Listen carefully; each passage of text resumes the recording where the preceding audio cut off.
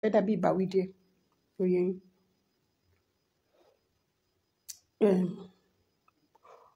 Mo fẹ́ kọ́kọ́ kí gbogbo wa bó ṣe ń lọ. Mo dẹ̀ kí gbogbo ẹ̀yin tẹ́ ń ṣàtúnṣe sí ọ̀rọ̀ tó wà nílẹ̀ yìí náà. Ṣùgbọ́n mo mọ̀ pé tóníkálukú bá wò nínú àwọn tí ọ̀rọ̀ ìbá wí, oníkálukú á pìkì tiẹ̀. Á dẹ̀ ṣàtúnṣe níbi tó ti yẹ. Ṣùgbọ́n mo fẹ́ kí nǹkan kan yé wa.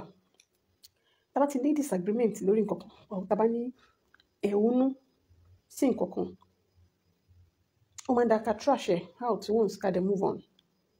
Ṣẹ̀rí tá bá dwell on it, a máa fún ọ̀tá láyè láti lè wọlé. That's my observation. I'm not going to say much lórí ọ̀rọ̀ Fọlá. Oníkálukú ti mọ ibi tí ó gbé dúró, ibi tó ti jẹ̀bi, kó oníkálukú mú tiẹ̀. Ṣùgbọ́n mo kò fẹ́ sọ nǹkan kan. Ṣẹ̀rí àwa èèyàn, especially àwa tá bá ń jẹ́ pé member ibi kan, ó yẹ ká máa watch àwọn utterances wa díẹ̀díẹ̀. Even when we are angry. Ṣẹ̀rí tẹ́ bá fẹ́ ìsinmi, tẹ́ bá fẹ́ àlàáfíà, tẹ́ bá fẹ́ peace, tẹ́ bá fẹ́ nǹkan dáadáa fún àwọn tó ṣe lórí yín, ẹ máa watch utterances yín. Ẹ má jẹ́ kí ó máa dàbí ní pé ẹ̀ ń fi iná sí nǹkan mọ́. Because ìṣe ló dàbí pé báwọn kan ṣe ń pa ẹ̀yin kọ̀ọ̀kan tún bu kerosene sí ni, kò yẹ kó rí bẹ́ẹ̀ o. Tó ìfẹ́ ẹgbẹ́ tẹ wà yẹn tó bá wà ní ẹ̀mí yín, ẹ máa wá bí ọ̀rọ̀ yẹn ṣe máa kúrò nílẹ̀, tẹ́ máa kó là kúrò lẹ́kọ̀ọ́, tẹ́ máa move on to the next one. Ẹ ní máa wá wàhálà, ọ̀pọ̀ wàhálà pẹ̀lú comment yín. I will not say more than that. Another thing tí mo tún wá observe ní ọ̀rọ̀ tó wà nílẹ̀ ni pé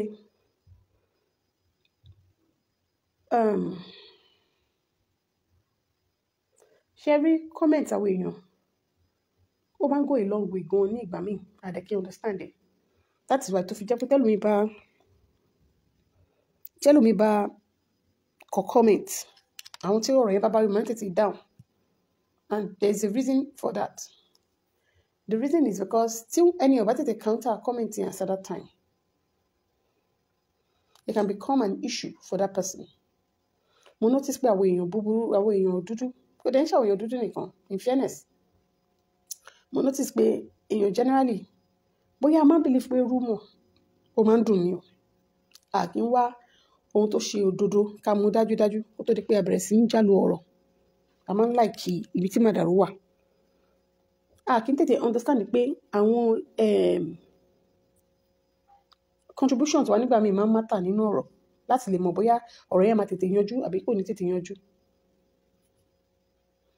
A lot of people said they were dragging Iyabo Ojo, and I did not really see any dragging. What I saw is a lot of people commenting and saying all sorts, like bẹ́ẹ̀ ni pé ẹ̀ ń bá kẹ́dùn, bẹ́ẹ̀ ni pé nǹkan tó burú jù láyé ló ṣẹlẹ̀ sí.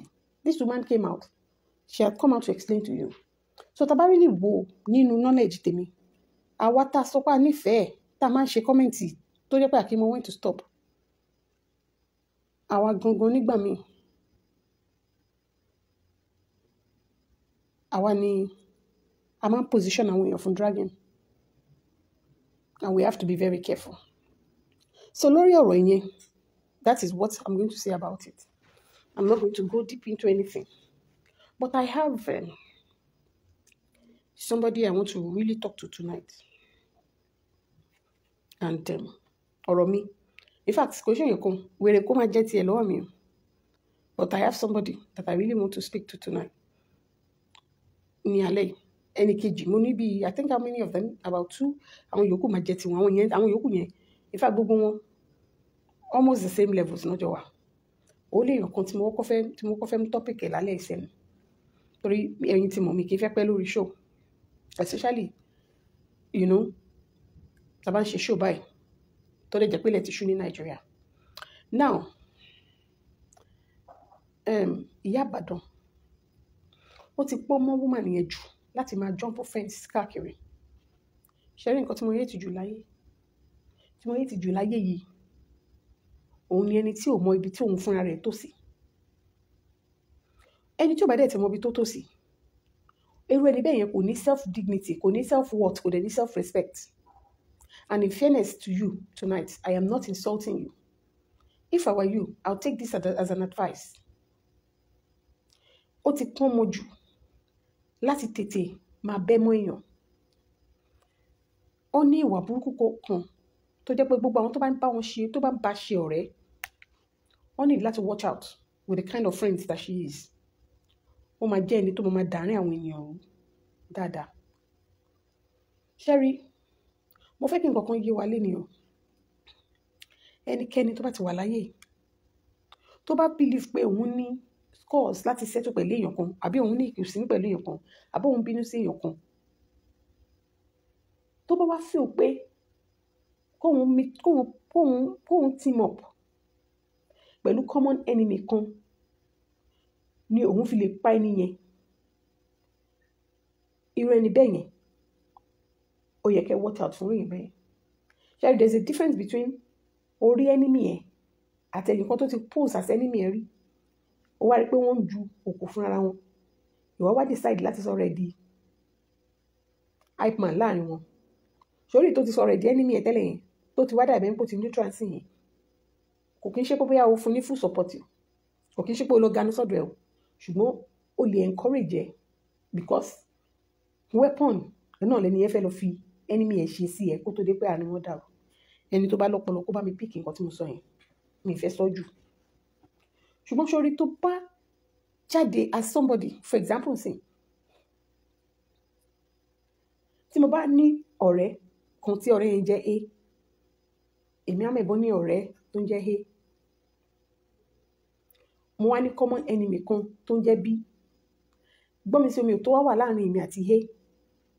Ọ̀rẹ́ mi wá lọ gbè lẹ́yìn B nítorí pé ó mọ̀ pé tóun bá gbè lẹ́yìn B, B máa lè attack mi, àwọn àjọ join forces pọ̀ láti attack mi. Kò ṣe pé kàn lọ team up pẹ̀lú ẹnìkan, ó bá fọwọ́sowọ́pọ̀ gidi nítorí pé wọ́n fẹ́ deal pẹ̀lú mi. Tí nǹkan bá dàrú ní láàrin àwọn méjèèjì, tí ọ̀rẹ́ mi yẹn bá wá realization làwọn èèyàn máa ń pè, but mi ò pè ní realization. There is a level to every evil. There is a level to hatred. There is a level to evil. There is a level to wickedness. Téèyàn máa ní láyé tó fi jẹ́ kó máa join forces pẹ̀lú ẹ̀. In my own case, there is a level to evil. Tí ọ̀rọ̀ bá ti ń kúrò ní pé a fẹ́ máa pẹ́pẹ́ ara wa, ó ti ń di pé the other person ti ń gbé ọwọ́ evil, ó ti ń wà devilish, ó ti ń ṣe bó bá òkú lẹ́sẹ̀. Tí anybody tèmi àti ẹbájọ nípa tí a bá lọ join forces pẹ̀lú ẹni yẹn láti ré mi lẹ́sẹ̀ palẹ̀, ẹni yẹn ò lè padà wá láti wá jẹ́ ọ̀rẹ́ mi mọ́. Bọ̀ kò ní jẹ́ ọ̀tá mi, a kò máa wọra ara lọ́ọ̀kún ni. Òun lolóyìnbó ń pè ní putting those people at arm's length. Mo rò pé ẹ̀yin èèyàn bá mi ń fọkàn bá mi lọ. Sherry, ẹ má bínú tí n bá kí yín o. Madam Alájà Fọlákẹ́, ẹ má bínú. Mo kí gbogbo yín. Ṣọ́fọlá Ọláìdé, ẹ káàbọ̀ o. Ẹ má bínú. Mo kàn fẹ́ kí I understand àwọn kankan lálẹ́ yìí. Sherry, tó bá ti wá di pé ó ti di lemọ́lemọ́, because mo máa point àwọn kankan out. This show is not for Ìyá Ìbàdàn because I cannot even sit down. She doesn't deserve it from my hand. But we are going to talk about some of the things that she's doing. And I'm going to put some questions up. Because some people are coming to say, share your kindariji yoni. There's a difference between forgiveness. And there's a difference between your phone and brain. Kò dúró sórí ilé ni. Kò park dáadáa, kò má yọ̀dí síta sí títì. Kégúngún má lọ jam express. Wọ́n ní inú èsìsì kí n jóni lẹ́ẹ̀mejì. Láti ìjọ́ táláyé tí ń dáyé ni wọ́n ti ń jà lórí Facebook, wọ́n ti ń make up. But if you are now teaming up, you are telling us that you are neutral, but we are seeing you in some places. You are worse than enterpreneur evil gan. Don't you think so? Because ìwọ gan ló difficult fún jù láyé láti bá ṣe. Wọ́n ní tó bá máa jó ṣàkálà kò jó ṣàkálà. Tó bá ṣe máa jó ṣòkòlò kò jó ṣòkòlò. Let's know where you belong. Don't do Hosanna today and crucify him tomorrow. Kéèsì yìí nígbà tó bẹ̀rẹ̀, ó ti ṣe alátakò àwọn people ilé méjì. Tó bá dẹ̀ sọ̀rọ̀ nípa donation, ó sọ fún òun àti Fọlájọ ní problem kó gbá inú ẹ̀. Ní ìgbà tí ọ̀rọ̀ ẹ̀ kọ́kọ́ fresh, ó ṣe speaking spoken nígbà yẹn tí donation tí ewé tó ṣe wà nínú ewé. Nígbà nígbà tí realization dé ó tún redirect course ẹni ní ìgbà tí ìjà wá dé láàrin ìwọ àti màmá ewé tó rí pé because ẹ̀yin kan tẹ́ ẹ̀ bá understand àwọn nǹkan tó ń ṣẹlẹ̀ wọ́n á kàn máa mú yín lọ́bọ̀ ni ṣe rí àwọn pípù yìí ẹnikẹ́ni tó bá ti lè ṣe anything nílé ayé yìí anything ni mo sọ for money run from those people. When you left away, you noticed that your business could have been more because your patronage was in Ewe Nation. And you know for sure that that particular Ewe àti àwọn odó nígbà yẹn wọ́n kind of make up. You have always targeted, when the cast was for you, you didn't have a problem. But immediately, you targeted her. You guys came back on a ferry. Later, nígbà tó move again, tó padà lọ sọ̀rọ̀ ẹ̀ di ẹrú lábẹ́ lizard. You started coming from them again. Now, you now still gbà tó di pé o rí pé ó yẹ kó yẹba níbẹ̀ yẹn. O ṣe show fún o bá jà àrí physical ìjà láàrin yín. You now decided to patronize that lady again. The same lady tó ti wash. O wash ẹ̀ lẹ́ẹ̀kan. O ti kọ́kọ́ wash ẹ̀ lálákọ̀ọ́kọ́ nígbà tó kọ́kọ́ gbọ́rọ̀ ẹ̀ wá. Ó padà wá ṣe speaking spoken ní mí fún kó tó di kó tó wá lọ join group àwọn enemies. O tún lọ contact ẹ̀ àbí ṣé òun ló wá bẹ́ẹ̀ kókó rabúrà lọ́wọ́. Tó bá jẹ́ pé o like ẹ̀ tó ní ìsinmi tó èmi sọ pé àwọn tí ò bá mọ̀ yín tó bá dẹ̀ wò yín dáadáa wọn ò ní mọ nǹkan tẹ́ ń ṣe. You are not for anybody. You are for yourself alone. And the kind of game that you are playing is very dangerous for àwọn tó wà loyal sí ẹ. Because you are not a loyal person to anybody. I keep saying it. You are not loyal to anybody. You are only loyal to the cash in your bank account. You are only loyal to yourself. People like you are very, very, very dicey to move with. Tí èèyàn bá lọ́pọlọ kó gbọ́n bí ejò kó gbọ́dọ̀ bá rẹ̀ ṣọ̀rẹ́. Ìwọ ló máa padà rí òní rẹ̀ níbẹ̀. Because tell me bí ọ̀rọ̀ tó wà nílẹ̀ ṣe kàn ẹ́. Tell me bí ọ̀rọ̀ tó wà nílẹ̀ ṣe kàn ẹ́. Mo rántí nígbà tí olómọ kan gbé nǹkan kan ní ṣọ́ọ̀pù ẹ̀ tó ń ta fún àwọn èèyàn. I saw how bad you felt that time. You mentioned in the things that you said pé even if not for anything tí ọmọ yẹn ò bá ti tó bá ti fẹ́ gbogbo nǹkan kó ro bó ṣe máa ń ṣe sí. Tó o bá lè fi yẹn ṣèrègùn wípé tó bá ro gbogbo nǹkan tó ti fún material things tó ti fún support tó ti fún tó bá tẹ́ pé ẹnìkan ló rò mọ́ ẹ lára kò yẹ kó ṣe nǹkan tó ṣe yẹn fún ẹ. Tí o bá lè sọ̀rọ̀ bẹ́ẹ̀ how much more àwọn tí ó gba bullet fẹ́yàn àwọn tó gbéra wọn on the line táwọn ọmọ wọn wà dragged àwọn tó contribute fẹ́yàn tí misunderstanding bá ti wà láàrin yẹn irú ẹ tó mọ̀ pé Fọlátutù kò yẹ kó wá síta kó wá put ọmọ yẹn under the fire of àwọn tó ti ṣe lóore rí torí èmi ṣe sọ pé tó bá wọ ẹ̀ dáadáa tó bá kó gbogbo àwọn tá à ń pè ní evil lórí social media sílẹ̀ ó fẹ́ gbà fi ẹ̀yẹ jù wọ́n lọ. Because you might not really realize. You might not really realize the depth of what you are doing. But we saw and we see what you are doing. Mo máa ń sọ nǹkan kan láyé. Nǹkan tó dẹ̀ affect ẹnìyẹn. Ṣorí tó bá ti loyal sí anybody. Tó bá ti loyal sí anybody, you are also a danger to yourself. Tí mo bá like èèyàn tí ẹni yẹn bá ti ṣe mí ní oore rí tí ọ̀rọ̀ ìjà bá fẹ́ dé láàrin èmi àti ẹni yẹn kàkà kí mi ṣe nǹkan tẹ́yìn ṣe I would walk away quietly. You know that there's some walking away that is very loud tó tún lè kọ́ sí ariwo. I will fizzle out quietly. You know why? Because ẹni yẹn ti ràn mí lọ́wọ́ rí. Ó possible kò jẹ́ pé tí ò bá ràn mí lọ́wọ́ nígbà yẹn àṣírí mi ò bá tú ni. Ó possible kò jẹ́ pé ní ìgbà yẹn tí ìrànwọ́ yẹn ò bá ti ọwọ́ ẹ̀ dìde ó lè má tọwọ́ ẹlòmíì dìde.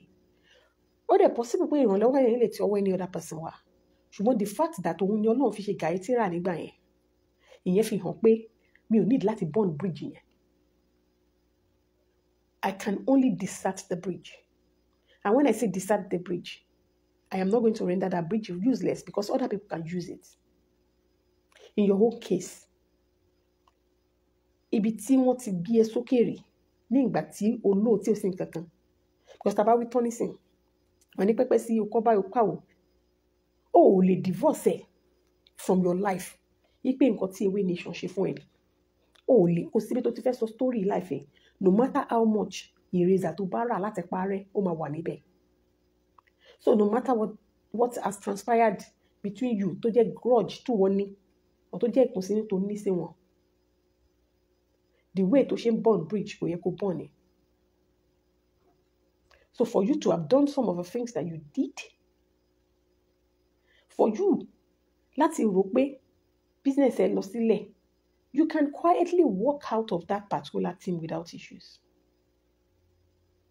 On this social media, I do not need to point fingers. There had been people tó ti jọ ṣe rí, tó jẹ́ pé wọ́n ti wà closely knitted rí, but tó jẹ́ pé oníkálukú tí wọ́n ò yapa. Finally, they still come together for conjunctions once in a while. But oníkálukú tí dá dúró, that is the word. There are some people tó jẹ́ pé àwọn tí wọ́n bá ṣe gan ti ní intention láti bá jàre, ṣùgbọ́n wọ́n ro nǹkan tí wọ́n rò náà rò. Wípé àwọn need láti burn bridge yẹn. Ṣùgbọ́n ẹni tó bá ń ṣe bí wọ́n ṣe ń ṣe yẹn, ẹni yẹn ò loyal sí ara ẹ̀ gan. Ẹni yẹn kò loyal sí ara ẹ̀. The only thing tó wà loyal sí òun ni owó. Anywhere belle feast, no man pe wíyàn bẹ́ẹ̀. And that kind of a person is a danger to herself. That's why I said this particular ọ̀rọ̀ tí mo sọ yìí, don't you see it as being pé wọ́n ṣe saga, wọ́n fi mí ṣe saga. See it as an advice. Because ṣorí ìwà tó ń wò lórí social media, òun náà ló máa wù in your real life. O ò ní sùúrù. O dẹ̀ máa ń fi òpó ọlọ́pọlọ ọlọ́gbọ́n.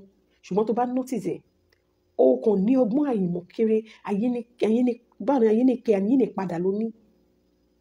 O ò ní ọgbọ́n tó jẹ́ pé èèyàn máa fi ń ṣe kíni, máa fi ń jókòó ní ìgbà míì ra ilé ayé gbé fún rẹ̀. Ọgbọ́n tá bá ṣe lè sọ red di blue níwájú àwọn èèyàn ìyẹn ló ní. Gbogbo ọ̀rọ̀ tó dẹ̀ máa ń sọ tó kàn máa ń pariwo, ó ní ọ̀pọ̀ ọ̀rọ̀ kágùn. Àwọn ọmọ Ìgbò ní àwọn òwojú ṣe. Ọ̀rọ̀ ẹ̀ òwojú ṣe anybody.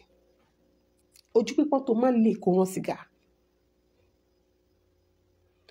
Kí ni contribution ẹ̀? Ó ti yẹ kó jókòó kó rò pé tí n bá wá stage show láti dá sí ọ̀rọ̀ tó ń ṣẹlẹ̀ láàrin Fọlá àti Dorcas àti Odonation. Ẹni tó ṣe máa jẹ̀bi ọ̀rọ̀ yìí, òun ni Fọlá. Ó yẹ kó jókòó kó wá rò pé ṣé Fọlá tó jẹ́ pé nature ẹ̀ ò lágbájá. Because some of the things tí wọ́n tó ń sọ pé ń ṣe, the lady is just like that. Push and stop kò ní ajágbájá yẹn. Some people don't want to realize that. I have a sister like Fọlá. If I did not grow up with her, tó bá jẹ́ pé mo mọ̀, and thank God kò kí ń kọ́ rẹ̀. Ọlọ́run bá ṣe pé àwọn ọ̀rẹ́ ẹ̀yọ kan àbí méjì tó ní wọ́n understand it because they are also like that. Èmi máa believe pé kò fẹ́ relate ni. Kò lè sọ̀rọ̀ ẹnu ẹ̀ tán. Ẹ ti rí ibi tí èèyàn ti lè sọ̀rọ̀ ẹnu ẹ̀ tán tó dẹ̀ bẹ̀. Bíbẹ̀ tí mo mì ní pé kò wá síbi tó máa dé tẹ̀tí ní rí o pé ẹ máa notice existence ẹ máa notice ẹ̀ bẹ́ẹ̀ o. Ṣùgbọ́n ó wà nature yẹn. Mi mọ nǹkan tí mo lè pè.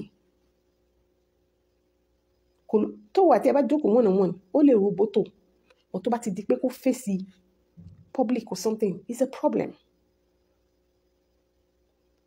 Àìmọye ibi tó jẹ́ pé àwa nígbà tá à ń grow up ní kékeré, àwa la máa lọ kọ̀yà fún níbẹ̀. Àwa Arábù Rouser. Bá ṣe máa ń ṣe tó, àwa la máa lọ kọ̀yà fún pé no, you can't talk to my sister like that, ṣé because she's gentle. Òun gentle to a fault ni. Ó gentle débi pé ó tún fẹ́ ẹni tó gentle tó fẹ́ lọ́kọ ìyẹn tó sọ pé òun tútù rẹ̀ tó gentle tó. Ẹ ti rí. Wọn ò lágbájá. Tó ẹ̀ la ṣe sọ pé tẹ bá tọ́ ọmọ ẹ fi confidence tọ́ wọn. Confidence ni ò sí níbẹ̀. Don't forget that. Ó easy fún ọ̀pọ̀lọpọ̀ yín láti lọ sùn. Torí kò kí ń ṣe orúkọ yín ni wọ́n fún lépè everyday. Ó kò easy fún àwọn tó jẹ́ pé sometimes they will sit down ó máa dé level kan nílé ayé wọn. Don't forget that this girl has gone through trauma. Mo máa ń sọ for the fact that pé kò lágbàjà nǹkan tó ti go through láyé ẹ̀ lọ́wọ́ ọmọbìnrin. A lot of you don't even know the story. Tó bá jẹ́ pé possible pé ká máa wú jáde fún yín ká máa wú nígbà yẹn TikTok wá lójú ogun ọmọbìnrin tó ń já ogun gidi. Ká máa wú àwọn nǹkan tó ṣẹlẹ̀ nígbà yẹn jáde. You'll be very surprised and shocked. And so Dorcas only saw one thing. Dorcas saw a woman that has been bullied beyond repair and said, no, I'm also a woman. Kí ló dé? Wọ́n ní kó sáúsá, wọ́n ní kó ju kọ̀tán wẹ̀sí lójú sílẹ̀. Ṣé o fẹ́ bá yé ẹ̀jẹ̀ ni? Nítorí pé o feel pé olówó jù lọ. Meanwhile, tá bá wo bó ṣe raise ọmọ ẹ̀, wọ́n raise ọmọ ẹ̀ gan dáadáa jù ẹ lọ. Ẹ̀ṣẹ̀ tí wọ́n ṣe Lizzy lórí Fọlá nìyẹn. The fact that wọn ò jẹ́ kí Lizzy fi owó ẹ̀, wọn ò jẹ́ kí olórí burúkú ọmọ ẹ̀ kó fi owó ẹ̀ jẹ Fọlá níyà. Wọn ò jẹ́ kí pèrè kó fi owó ẹ̀ kó fi ya owó tó fẹ́ fi jẹ́ bó ṣe máa ń fa àwọn èèyàn ráre kó fi ọmọ yẹn ráre kó fi ìgbésí ayé ẹ̀ ṣe dọ́stà fún blackboard. Ìbínú ẹ̀ òun nìkan tẹ́rí tó fi ń ṣe yìí because ó rí pé àwọn tí ó kí ọmọbìnrin sí abẹ́ they are strong people wọn ò lè rí fà jáde. Olórí burúkú wèrè kó tàn sọ̀rọ̀ ẹ̀ ó ṣe débi pé ó ti swallow pride olórí burúkú tó nìyẹn ó ti swallow ẹ̀rì tó ti rán ọ̀pọ̀lọpọ̀ àwọn èèyàn sí Dorcas nígbà tí ojú ogun le ó try láti fi nǹkan tó máa ná emotional blackmail tó máa fi ń blackmail àwọn èèyàn òun wa máa wá lóru òun ò kì í sùn ṣínṣìn ló máa ń jẹ lọ́sàn-án òun ò nílé ìdáná fúnra òun sọ́fà ni nígbà tó ń lọ sí Dubai òun lọ kiri pure water ńbẹ̀ ni òun fi rówó ìgbà tó ń lọ sí Saudi Arabia òun lọ kiri bottle water ńbẹ̀ ni lọ́nà lòun fi ṣe gbá lòun fi ṣàwò. That emotional thing that she uses. But Dorcas was faster than her. She recorded Dorcas. Dorcas recorded her. And Dorcas played it that. Look at this lady. She came today to manipulate me just for her to drop Fola. And that was why I mentioned at the beginning that some of you that are commenting, igi tí èèyàn bá gbìn, èèyàn kò ní gbàgbà pé kówó lójú ẹ̀mí ẹ̀. Ilé tẹ̀kọ́ ni Fola. Àfi tóun fún ara ẹ̀ bá wà rò pé òun fẹ́ wó nìkan. Tó bá lọ bá àwọn enemy ṣe nǹkan lókun. But in as much as she's still the same way she is, mo sure pé ẹni fẹ́ kó wó. Ordinary nǹkan kékeré tó ṣẹlẹ̀ láàrin ìbẹ̀ tí gbọ́n nǹkan tí wèrè kan sọ ó ti wà lágbèdè méjì sí nǹkan mọ́ choice. Ibi tí Dorcas gbèdé náà pè ní gbì mo salute wọ́n ní káwọ́ sókè fún president ibẹ̀ ni Ìyábọ̀ ti gbé. Just like I told you that Ìyábọ̀ ò lè kọ story ẹ̀ without kò lè kọ success story lórí ọjà tó ń tà without Iwe Nation. That's the same way Fola. Is there anybody on this planet Earth that doesn't know where that girl, where she rose from? Is there any other person? Is there? Emma was surprised. Emma jẹ́ ká tanra wa. Mo wá fẹ́ béèrè lọ́wọ́ Ìyá Ìbàdàn nígbà tó jókòó tó stage irú show yẹn. Ṣó fẹ́ ó fẹ́ ṣe àwọn tó ń daṣọ àṣírí bù. Ṣó fẹ́ fa aṣọ lára ẹ̀, ṣó fẹ́ sọ di naked ni. Because ní ìgbà tó lọ join ni wèrè kó intention ẹ̀ nìyẹn. Ṣó ṣì ń ṣiṣẹ́ fún wèrè kò ní. Why did you need to come and put your mouth nínú business wọn? Everything tó bá ṣẹlẹ̀ lórí social media ni ó lè dá sí. Ṣùgbọ́n èèyàn gbọ́dọ̀ máa ní ọpọlọ. Ṣé bá gbàlagbà ní ìpè rẹ̀? Ìwọ tó ti jẹ́ grandma kó má mọ létò. Táwọn ọmọ ẹ̀ tó bímọ, táwọn ìyàwó ọmọ ẹ̀, táwọn ọkọ ọmọ ẹ̀ tó bá wá gbé kéèsì wá báyìí, báwo ló bá ṣe dá o? Ẹ̀mí àgàbàgebè ó pọ̀ lọ́wọ́ Ìyá Ìbàdàn. Do you want to strip her naked? Because tell me the intention of that show. That show that you made, that you did.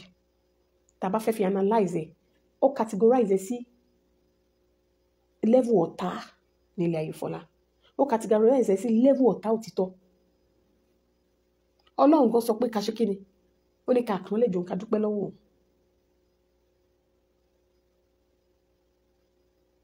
Ó yẹ kó tó bá tiẹ̀ fẹ́ dá sọ̀rọ̀ yẹn, ó yẹ kó jókòó sórí fẹ́ǹsì lórí ọ̀rọ̀ yẹn. Ó yẹ kó fi story ẹ̀ gbogbo nǹkan tó ṣe fún Fọlá ní ìgbà tó wà ní ọ̀dọ̀ wèrè kó ó yẹ kó fi wá sọ story ni pé ẹ máa wọ ọmọbìnrin yìí o nǹkan báyìí ni mo ṣe sí o ọ̀rọ̀ báyìí ni mo ti sọ o mo ti bá ṣe competition yàrí o tí mo ní ó ta bra èmi náà ta bra igbá kan àwo kan mo ti bá ṣe rí o but even at that ọlọ́run ṣe kó yọ ẹ̀yin èèyàn jẹ́ ká ní ìṣòro fún wọn ò ní rí ìwọ kò ṣerú nǹkan bẹ́ẹ̀ ṣùgbọ́n máa rí ẹ ní ibi tí wàá ti sọ ìrìn àjò èèyàn mẹ́ta tí wọ́n ti lọ́pọ̀ tí wọ́n ti kóra wọn pọ̀ wàá wá mú wọn wàá fẹ́ sọ wọ́n di single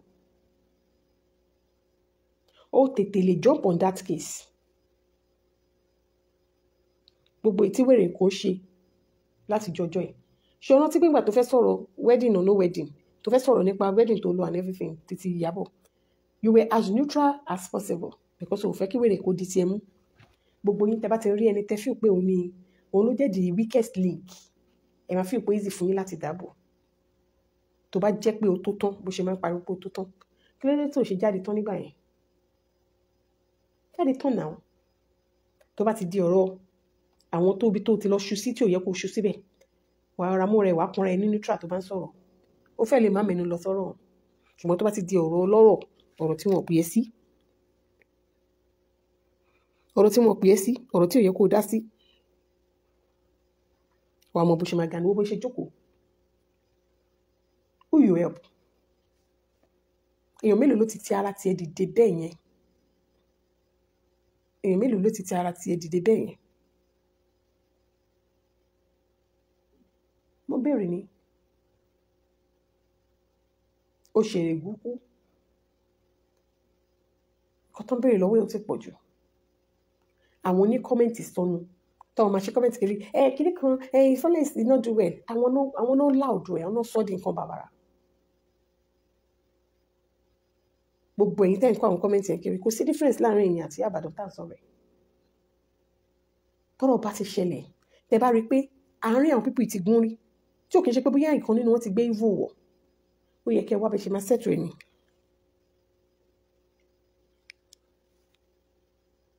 sórí ibi tí ọ̀rẹ́ ti surprise mi jù mo máa sọ everyday òun ni ọ̀rọ̀ Dorcas nígbà tó ṣe òun àti ìyá Agbọ́tikúyọ̀ yẹn the way tó ṣe níbẹ̀ yẹn the way nǹkan tó ṣe láàrin yẹn kò tí ì yé mi ò dọ̀la o your reason for that action tó ṣe láàrin yẹn because kò sí ìyé mi dọ̀la ọmọ máa bá fún mi dọ̀la ni yes wà lọ́jà ìlú wátà ṣùgbọ́n wọn náà mi máa ganú sí gbogbo ẹ̀ nǹkan tó ṣe láàrin yẹn kò tí ì yé mi di ọ̀la the reason for your action kò tí ì yé mi dọ̀la kò tí ì yé mi di ọ̀la àwọn kò lè wà ní Amẹ́ríkà àwọn kò lè wà ní UK kọ́ ọmọ máa ṣe falafolo Nàìjíríà náà pé bí nítorí wọ́n ti wà grounded ní Nàìjíríà bí ìgbà tó wà níbẹ̀ lẹ́tọ̀ ṣe máa ṣe fòlùfàlà yẹn náà níbẹ̀ ṣọ́rí tí máa wo orí íńtánẹ́ẹ̀tì ń gbà mí ṣẹlẹ̀ yìí tẹ́ máa ń follow mouth jẹ́ rọra kẹ́ má jẹ́ káwọn èèyàn kú bá yín ṣe rírọ àwọn èèyàn bí Ìyá Ìbàdàn wọ́n ṣòro follow because àwọn nìkan lọ́mọ destination tán lọ ó ti sáré wá pẹ́ mọ́ kíná porúkọ ẹ̀ nítorí àti ìta ni torí àti wá market torí àti showcase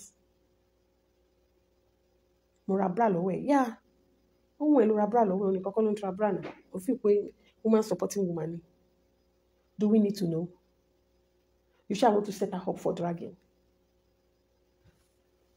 advice ni o tó bá lè take ẹ̀ ó máa help ẹ̀ gan because sherry àti ń dàgbà tẹ bá dẹ̀ notice tí wọ́n bá níwà tí ò dákan tí wọ́n bá jẹ́ kí wàá yẹn bá wọn dé àgbà level tó bá dé level kan nínú àgbà kò ní lè gbá mọ́ tó bá wá dàgbà tó bá dùgbò ó máa jẹ́ problem ládùúgbò fún àwọn ọmọ ẹ̀ advice ni.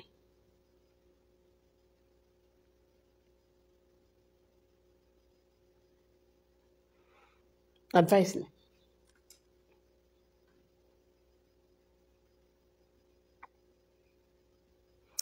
That party, anybody could have attended that party. Because that's how you know that. Because I don't get. Some of you are asking very funny questions. The party doesn't belong to Fola Tinubu. Don't forget that Iyabo Ojo is an artist, is an actress. She's a neutral person. Because On sorry, Louis, social media, we decide to say the truth about her doesn't mean that she belongs to anybody. She's neutral. She's for everybody, she's for nobody. So why would you not ask, why would me or anybody be questioning whoever gets into a party? She contracted the buying of the clothes out. Why would anybody stop somebody from buying a dress? I want to allude you now. Somebody that you have stood as an enemy. Have you not worked against her? Have you not spoken against her before? And then she feels that, that's my own thinking. She feels that, okay, now she's neutral. She wants to attend the party. The reason for attending the party, it is best known to her. And that's why I keep saying sometimes we have to be watchful of our comments. We do not need, we don't need to tell people how to live their lives. We can only advise you on the obvious, which is do good, don't be evil.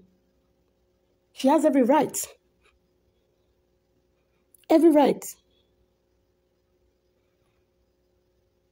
to come to get clothes and come to the party. Is Iyabo Ojo a member of any of the nations on Facebook? Is she not a freelancer? Whatever she does about a party, whoever attends, is her. Don't forget that she's not the only one. Iyabo Ojo has friends that we invite friends of friends. Sometimes I think that we should, and all these sentiments, I think sometimes we should try and sit down sometimes and think out of the box. Iyabo has friends of friends. Friends of friends. Priscilla has friends of friends. So how she got to the parties? No, she's not the only one that got to the parties. There was another woman. I don't want to mention her name here. Oh no, one that she came to the party now. You cannot tell people not to associate with people because let me tell you, you are doing the same thing. There's a difference between you defending what is right and a difference between ganging up and gang fighting. Are you expecting Iyabo Ojo to be gang fighting with anybody? She's an actress. She's not a product. She's a product, and she's not a product that is made for one person. So it will be very funny for us to be questioning that fact. Wherever she got her clothes from is none of anybody's business. But what we are saying is that she didn't have a business in mingling and adding to the already set fire that was happening. Because we also know what her role was. Yabadon was one of those people that gave that lady power. I want to call it fracas now.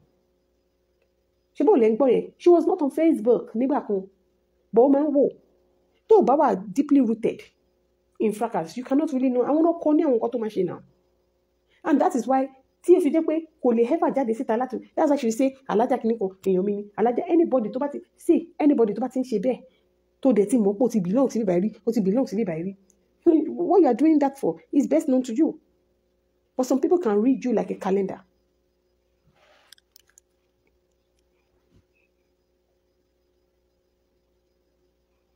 Hey.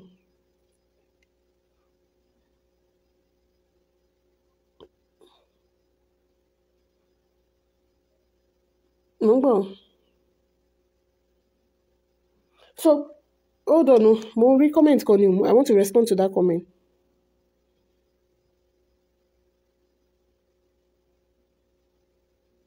Thank you, Ole PS. You want to mention here?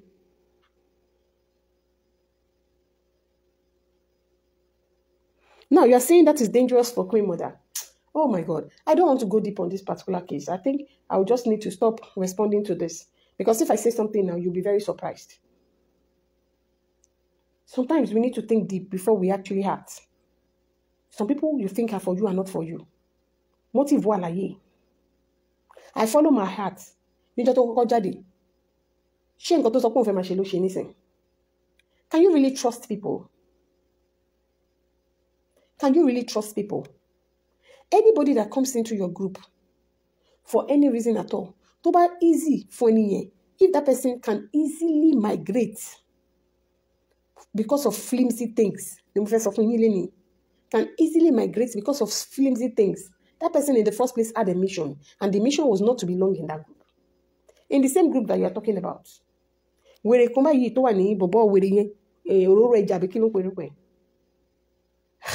you know how many accolades that was given to that guy? in anybody's... And Mama something we say from you did not see anything from the beginning. Don't lie to anybody. Do you know how many accolades was given to that guy? Can in anybody's wildest dream or imagination, can anybody believe that that guy will now be speaking against? Because obviously, can somebody tell me what they did wrong to that guy? Absolutely nothing. You are not the owner of the group. The person in form group. That person in form group. Group. The people that joined the group, they saw our antecedents. It is because they believe in her. That's why they joined the group, not because of you. It is not because you believe you. It is not because they believe in you, the guy. It is because they believe in the owner of the group. That's why they joined the group. So tell me why you, that you are also supposed to be a member of the group, Mama for the group. And when the person said, this is the way I want to do my thing, instead of you to kangara eco leave, you believe one way lori, it is because in the first place, it didn't come into the group for genuine love for that person. Because I used to say it, easy for him to proclaim love for him, can switch overnight like that, the way the guy switched. Some of you, I don't want to say anything too much. Some of you know, your comment during that particular issue with the guy was the reason why Dorcas, it got to a stage where she had to stage the show and say, she won't believe in. Until she had to shut some people up. No. That was when the guy now started playing his real self. That's the kind of person he is. So if you're now saying, it's dangerous to have that kind of a person around. She about Tani. She about tattoo for Juhon. I be cooking tattoo for Juhon. Yema easy like to monitor. She you moko tattoo for Juhon. O easy like to monitor sha. O easy like to keep tab on. Unlike it to joko saarin yin. To wa bi ọ̀rẹ́, ṣùgbọ́n tó ń ṣe ọ̀tá. Tẹ́ bá mọ àwọn tó máa ń pè ní spy láyé ìgbà yẹn. You will understand what I'm saying. It is very difficult for you to know who is a spy. It is very difficult for you to know who is a difficult person. In a group, even you know what so hello, I'm about our love, I'm about this, I'm about that. You will see some of them have 5 fake accounts. Toma, imi wa to jẹ́ pé wọ́n gbé sílẹ̀ láti fi máa support wèrè kò ní. Imi wa to jẹ́ pé àwọn náà fi máa comment ibu. You will be very surprised by the time they bring the faces, they link the faces to those particular. You now say any, so you can be doing that. If they told you that Mokbe can do what she did, I'm just giving you examples now, so that you guys will know that traitor is not written on the face. You can only be lucky if you get to know some. So if you say she attended the party, it's dangerous. It's not dangerous. It's better that she even attended. There's some people that you're hailing that you feel that they are good people. You'll be very shocked. And I keep saying it. Anybody, easy for, but I won't share. That was why when she started her own, I said, no, this lady, from time. To ba easy fún ẹ láti lè switch on ẹni tí wà tí ẹ ti jọ rẹ́rí tẹ́ close tẹ́ ti jọ ṣe ara yín lóore tó bá easy fún ẹ láti lè switch on that person tó o dẹ̀ gbé wọlé wà tó kàn switch on that person no matter what that person tó bá ṣe fún ẹ tó o lè switch bó ṣe switch yẹn your intentions were not good in the first place. Your intentions were not good in the first place.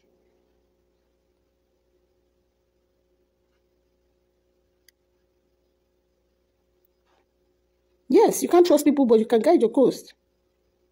You can guide your coast. So all these things about Asho, that is, you are even, as far as I'm concerned, I think that a lot of us has gone more than that. We're going to investigate civil journalism. And you have to grow more than that. My own to monitor. I'm on yellow meat. She was to crucify him. Who could have known that Judas Iscariot will betray Jesus? Kill on. What are we saying exactly? This world is full of wicked people with intentions to bad.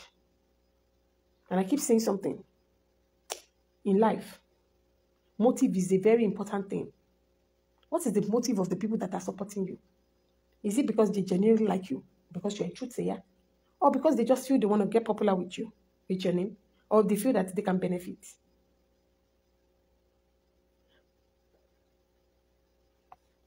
Now, moving forward, Kakuro Lori. Our shows and everything.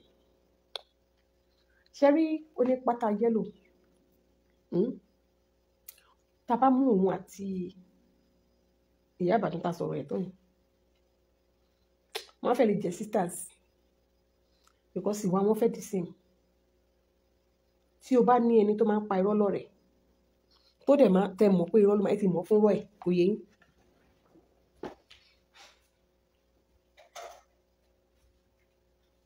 Ẹ ti mọ̀ pé ó máa ń pa irọ́ gan. Ẹ ti mọ̀ irú èèyàn bẹ́ẹ̀ yẹn ó bẹ́tà kó họ́ọ̀gì ẹ̀ ju ẹni tó jẹ́ pé ó máa ń sọ tòótọ́ fún ẹ every time tó believe pé ó ń sọ tòótọ́ fún ẹ every time but tí ó jẹ́ pé kò ní evidence láti back tòótọ́ yẹn up rí àfi kó sọ pé wọ́n sọ pé wọ́n sọ pé wọ́n sọ pé. Ṣe rí onípátá yẹ́lò mo kàn máa ń wò ó tó bá sọ̀rọ̀ because mo rí gẹ́gẹ́ bí ẹni tí ò fi bẹ́ẹ̀ ní làákàyè. Mo rí bí ẹni tí ò fi bẹ́ẹ̀ ní làákàyè. Ṣé láwọn tó máa ń ṣe kà wọ́n ní ìkà òun ronú. Mo rí gẹ́gẹ́ bí ẹni tí ò ní làákàyè lọ títí. Ìwọ ni wàá sáré bẹ́ jáde tí wàá wá sọ̀rọ̀ sí ọ̀rọ̀ tó jẹ́ pé ìwọ́n jẹ̀bi fún. Tó bá sọ pé tó máa ń sọ̀rọ̀ charity, tó máa ń sọ̀rọ̀ giving, tó bá sọ̀rọ̀ pé èèyàn kan ló ṣòtò rí.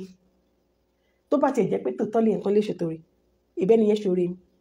Tó bá sọ lórí social media, tó bá sọ̀rọ̀ pé èyí tó bá fẹ́ wá búyàn pé èèyàn kan lè ṣètò rí, tó bá fẹ́ wá sọ̀rọ̀, tó fẹ́ wá support ẹni tó jẹ́ pé o ti support enemy against rí.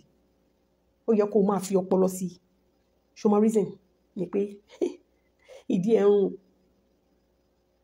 tó bá ní pé èèyàn tó jẹ́ pé ìgbésí ayé ò ní bí ẹ̀rìn láyé yìí wọ́n ti fi compass wá direction ìgbésí ayé wọn rí wọ́n fi compass ayé àti ọ̀run wá wọn rí ìgbésí ayé ò ní bí ẹ̀rìn wọn rí plot ìgbésí ayé ò kò ní Google map kò rí gbé jáde tó bá sọ bẹ́ẹ̀ ìwọ ni tó bá wọn sọ pé èèyàn kan fẹ́ wá chastise àwọn èèyàn fẹ́ wá bá àwọn èèyàn wí lórí giving lórí pé ṣèwẹ́ ti kán fún ẹ̀yẹ kẹgbẹ́ tí kéré ni kò yẹ kó máa sọ̀rọ̀ kò yẹ kó máa sọ̀rọ̀ no more reason who you help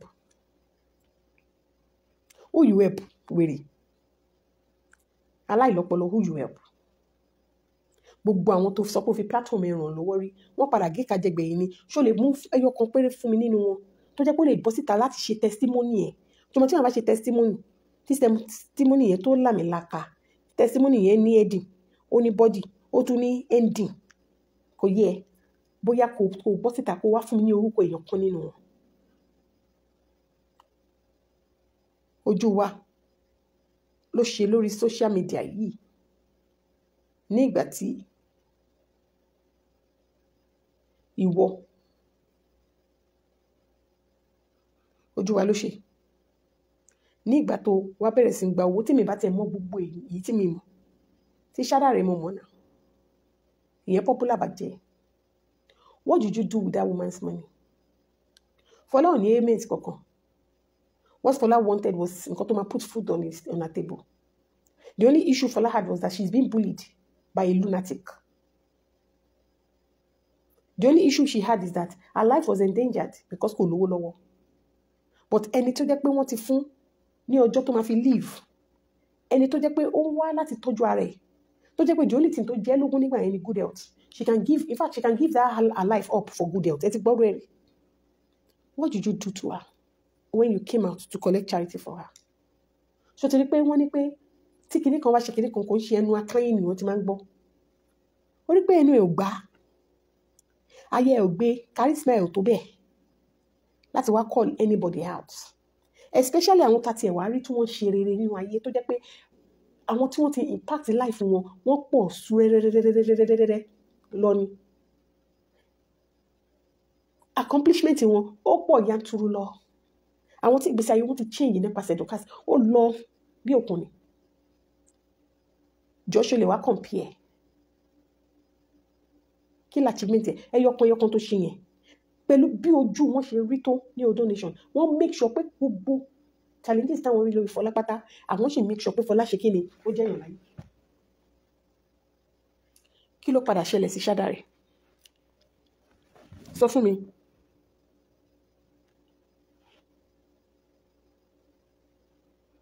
Kí ló padà ṣẹlẹ̀ sí Ṣádàrẹ́? Sọ wá yẹ ká gbọ́ àwọn ṣé yẹ kí ìwọ rẹ̀ máa dá sí irú àwọn ọ̀rọ̀ bẹ́ẹ̀. ò lójú tì, ò ní ojú tì. Bá achievement ẹ síta náà lórí ọ̀rọ̀ charity tó sọ́pọ̀ wọn.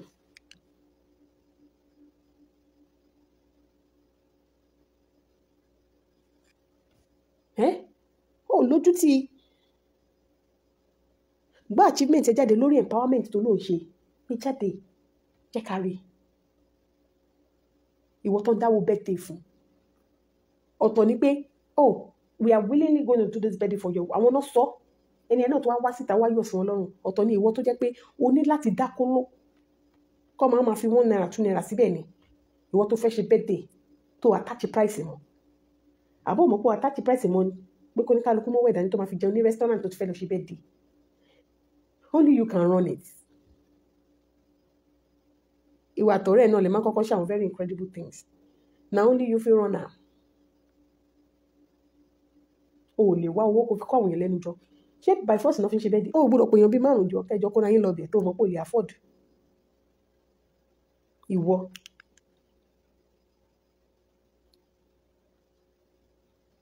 Ìwọ ló fẹ́ máa sọ̀rọ̀. Ìwọ tó jẹ́ pé ìwọ àti accomplice ẹ wọ́n wá owó tó wà nínú polybag ìyá àbèjì. Ìwọ ló fẹ́ máa sọ̀rọ̀ nípa àwọn tó ń ṣiṣẹ́. Ìwọ àwọn tó tún sọ pé o fẹ́ ràn lọ́wọ́ tó ẹ bá sọ pé tutori wọn ló ṣe wá sórí social media. Ẹ̀mí fẹ́ máa defend àwọn lọ́balọ́ba. Gbogbo wa mọ nǹkan tí gbogbo yín fẹ́ wá ṣe lórí social media. Òun ni VDM náà fẹ́ ṣe. Ẹ fẹ́ take over.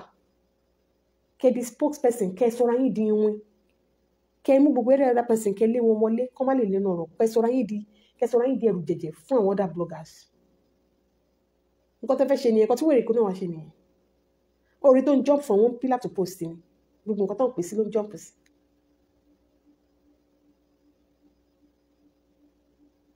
Ìwọ yellow pátá, ìwọ ló fẹ́ wá sọ̀rọ̀. Ló fẹ́ wá jẹ́ ká wá gbọ́ ẹ. Show workings now. Show results. Ó worst fún ẹ, ó bàjẹ́ fún ẹ débi pé o ò lè show workings, o ò lè show results. That is how bad it is for you. Iye workings ò rí show. Iye results náà ò rí show. Is that bad for you? Ìwọ tó pass, tó fail, tó kúrò ní class. Ìwọ tó jẹ́ pé ó sọ̀rọ̀ títí ó padà fi ẹrun pákó ni. Wọ́n tú ẹ sọnù nígbà tó wúlò mọ́ tó ti kán. Ṣé bó sọ pé ó jẹ́ oyè níbì kan àbó sọ pé ó jẹ́ oyè níbì kan. Bọ́ọ̀ mélòó ló gbẹ́ fún wọn níbẹ̀? Jẹ́ ká lọ sáwọn bẹ̀ ṣóṣì ń ṣiṣẹ́. School mélòó ló kọ́ níbi tó ti fi ẹ́ joyè? Torí ta bá wá rí ẹ tán wàá kó gbogbo ẹ̀sẹ̀ ẹnu bí ẹni ń jẹ blọ́ọ̀kì lẹ́nu wàá máa lọ àwọn pọ̀. Wọ́n máa fa àwọn òyìnbó tó jẹ́ pé àwọn òyìnbó yẹn máa dàbí pé kí wọ́n máa to ráìsì gbígbóná àti iṣu àtẹ̀wà pọ̀ lẹ́nu. Ìwọ ló fẹ́ wá sọ̀rọ̀ nípa àbàjẹ́ èèyàn kan. Ó rí bí ìgbésí ayé ẹ̀ ṣe lọ ni. Ṣé o mọ reason tó ṣe rí bẹ́ẹ̀ fún yín lórí social media yìí? Nínú gbogbo àwọn tí wọ́n wá láti ṣe sọ̀rọ̀sọ̀rọ̀ ìwọ nìkan ní tiẹ̀ ta pa ọ́ tó rí ṣe. Ẹgbẹ́ máa ti túmọ̀ ẹ lórí. A máa fi bẹ́ẹ̀ rántí orúkọ ẹgbẹ́ ẹ̀ mọ́. A gbọ́ nǹkan kan mọ́. Ó rí àwọn tó kójọ ni. Ẹgbẹ́ ti túmọ̀ ẹ lórí pátápátá. Ìwọ iná ni. Because you did not come genuinely láti wá ja ìjà wèrè kankan. Torí ẹ̀ ní ìgbésí ayé ẹ̀ ṣe di ìpàtẹ̀pàtẹ̀. Oúnjẹ àwọn ọba mi ìpàtẹ̀pàtẹ̀. Màmá kan lẹ́sẹ̀ ìpàtẹ̀pàtẹ̀ àwọn ọba mi. Ìpápánu àwọn ọba.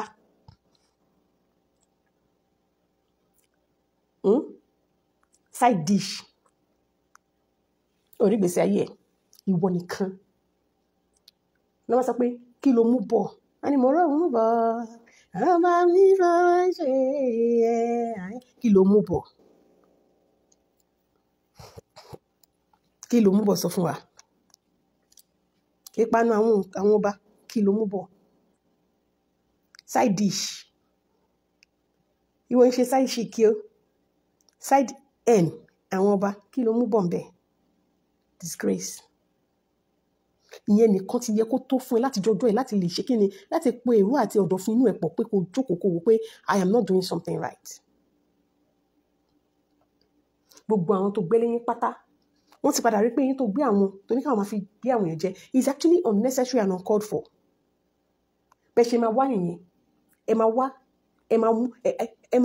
ẹ máa wọ aṣọ sheep aṣọ àgùntàn lẹ́ máa wọ̀ wá ṣùgbọ́n ìkòkò ní wolves that's what you are because intention yìí gbọ̀ngàn ò dá in the first place. Mo fẹ́ wá defend àwọn ọba tó sọ̀rọ̀ sáwọn ọba wa kábíyèsí gbogbo wọn ṣùgbọ́n ibi tí Nàìjíríà dé dúró lénìí jọ kí ni defense tó fẹ́ ní fún nǹkan tó ń ṣẹlẹ̀ lórílẹ̀‐èdè wa defend ló gbé wọlé before you know it ó ti set up tíìmù àwọn agbèrò tó jẹ́ pé wọ́n mọ jùjà lọ gbà tó jẹ́ pé wọ ìyá wọn gan láti Nàìjíríà ní ọmọ bẹ́gò ní ó tún gbé lọ àbí owó mọ́pà mọ́ ẹni bọ́mọ bẹ́gò ní ó tún gbé lọ pẹ̀lú gbogbo bó ṣe wá ṣe tó organize tó ṣe. When people saw that you were using them to fight a battle that was senseless you want to turn them into a weapon they left you because they saw the truth and that has always been what is bitter about you. You don't let go of people who have left you. Let them go. They no longer want to associate with you. Like I bet you keep coming from them, and you will be the first person. Bí ìtì ẹ̀ wá mọ̀, ṣó lórí burúkú ni ìwà àti wèrè èkó ni. Because tí o bá kí n ṣe bẹ́ẹ̀, ṣé máa ronú ṣá, ẹ̀yin náà lè máa kọ́kọ́ bọ́ síta lẹ́ máa ní wọ́n ń búlì àwọn èèyàn. Ṣé gbogbo nǹkan tẹ̀yin ń ṣe lórí social media kí la fẹ́ pè náà? Kí la fẹ́ pè ibo la fẹ́ categorize ẹ̀ sí tí o bá kí n ṣe bully? It is the highest bully of the highest order. Gbogbo àwọn tó mú nígbà yẹn tó fẹ́ sọ di weaponry lọ́wọ́ ẹ̀ gbogbo wọn ti jára wọn sọnù ṣé àròbó ni gbogbo wọn ni tó máa fi dúró tiẹ̀ àwọn èyí tí ò ní bẹ́rìn bíi ti tiẹ̀ tó jẹ́ pé wọ́n wà unfortunate nínú ayé tó jẹ́ pé ìgbà tó yẹ kún going years wọn tó yẹ kán ti fi wá nǹkan ṣe tí iṣẹ́ ọwọ́ wọn tí ò dá wọn lójú àwọn náà dúró tiẹ̀ náà àtàwọn tó jẹ́ pé wọ́n wà depressed wọ́n dẹ̀ ní belief pé ìwọ nìkan ló lè máa kọ́ síjà tó bá tí ì kọ́ síjà wọn ò lè àwọn ṣàfẹ́ máa wòye tó yẹ pé wọ́n máa ṣépè fún àwọn bí depression ṣe máa lọ àwọn ló wà pẹ̀lú ẹ̀ o lè rí right thinking person kan kó sì wà nínú group ẹ̀yẹn some of them wọ́n á ti jókòó wọ́n á ti rò ó lè rí anybody tó wà in the right sense tó máa jókòó tó máa fi jókòó tiẹ̀ tó máa fi jókòó tiẹ̀ tó máa jókòó ti gbogbo rọ́dọ̀rọ̀dẹ àti rédèrèdè tó ń ṣe ìwọ yìí náà ni wọ́n pe meeting àwọn ìyàwó ilé side dish appetizer àwọn ọba ó lọ ń yọjú ń bẹ̀ appetizer àwọn ọba bon appétit ó lọ ń yọjú ń bẹ̀ ìwọ náà ló lọ sọ pé ó lọ bá àwọn kíná korúpẹ̀ ẹ̀wọ̀n gbọ́dọ̀ gbá sí club yẹn níjẹ̀bù kí n tiẹ̀ ayé ẹ̀ máa dùn mà show workings ayé ẹ̀ máa dùn mà kí lóde tó lọ ń jàjà wèrè ṣáwọn tó fẹ́ gbà sí tíìmù ṣé wọ́n lọ ní gúrùpù ni a ló máa ń kọjá ìwọ àti wèrè kọ́ ẹ ti já wèrè ẹ máa ń kọjá àyè yín ẹ mọ límìtì yín tàbá dẹ̀ wò lọ tàbá wò bọ̀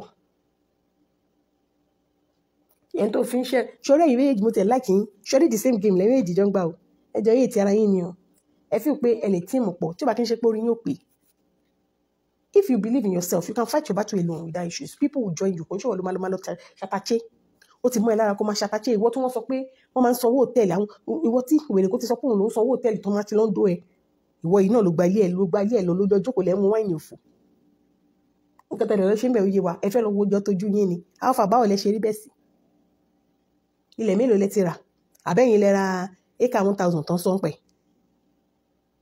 ẹ méjì jọ ń dẹra yín nìyẹn we know that ẹ kàn fíì pé ó yá ìjẹ́ ká kọ́kọ́ rẹ́yìn kọ́mẹ́nà mi wa náà ká wá fèsì ara wa létà ẹ dẹ̀ ṣe máa fèsì ara yín nígbà tí wọ́n fèsì ara yín báyìí wò màá máa ra juice everyday tí màá máa tu sí kọ́ọ̀pù máa wo show yẹn mo ṣe èyí tí kí n máa wo show ẹ̀ màá máa wò ó ní pé ó ga màá máa kọ́ sílẹ̀ scores no 10 30 510 wà wá aṣojú wà máa ṣe bẹ́ẹ̀ tó ń ka news tó bá ti fẹ́ bẹ̀rẹ̀ àwọn show yẹn wà kọ́kọ́ dé wà máa ṣe bẹ́ẹ̀ tó ń ka news gbogbo nǹkan ní pẹ̀lú wà manipulative including ohun ẹ̀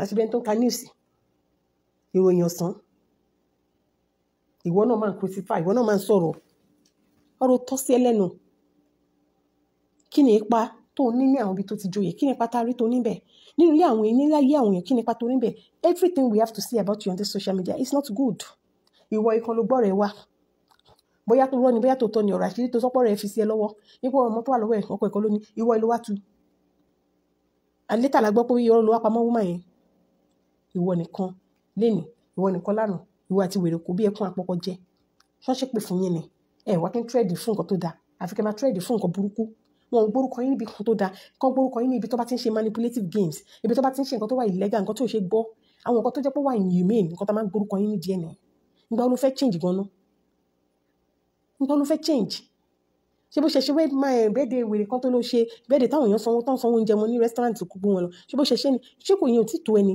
ṣé bọ́ ní tí wọn bá dàgbà yẹn máa ń yogun jà ní kí ló ṣẹlẹ̀ sí wọ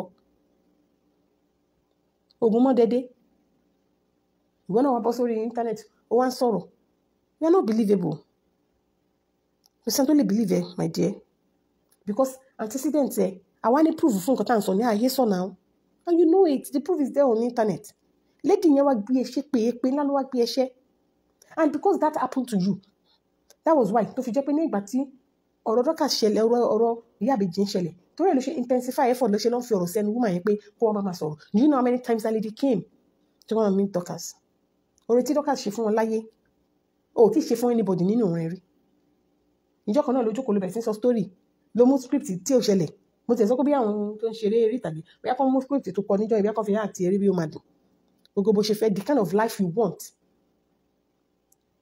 it will not cost you anything to be a good person that kind of life that you want you will not start praying for it o ní láti ṣèbínú àwọn èèyàn kò síbi tó dé tó kì í dàrú àárín àwọn ọ̀rẹ́ méjì tó wọ̀ kí ló ṣe síbẹ̀ ó máa ń dabẹ̀rù ni máa dàrú ní ẹ̀ so tó máa ń sọ̀rọ̀ nípa incident of life tó máa ń sọ̀rọ̀ nípa long suffering tí Fọláyàn díẹ̀ lọ́wọ́ wèrè kò tọ́ sí ẹ.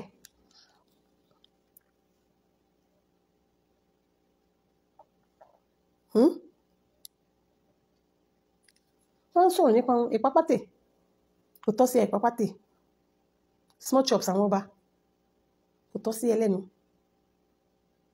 ìwọ tó jẹ́ pé ìwọ ni small chops àwọn ọba ìwọ ni gizzard àwọn ọba ìwọ appetizer àwọn ìwọ nìkan tán ìwọ side dish wọn tó bá ti wá jẹ gbogbo ètò wọn tó wá sọ ẹ́dì kí omi ọ̀ṣọ́ wọn wá ṣan wọn sí ẹ wọn á lọ ṣe kí ni wọn yẹ ẹ̀dà síta bó ṣe ń yẹ ẹ̀dà síta ìwọ yìí náà ló wá bọ ìwọ náà ò wá lójú tì ìwọ náà ló ń pè yàn kan níyàwó ilé alágbèrè pẹ̀lú bó ṣe ṣàgbèrè tó wọ́n má gbà sínú ẹgbẹ́ àwọn tó lọ́kọ ẹgbẹ́ wọn náà gbà bó sínú ẹ̀jẹ̀ hello my dear pẹ̀lẹ́ my dear fìtì my dear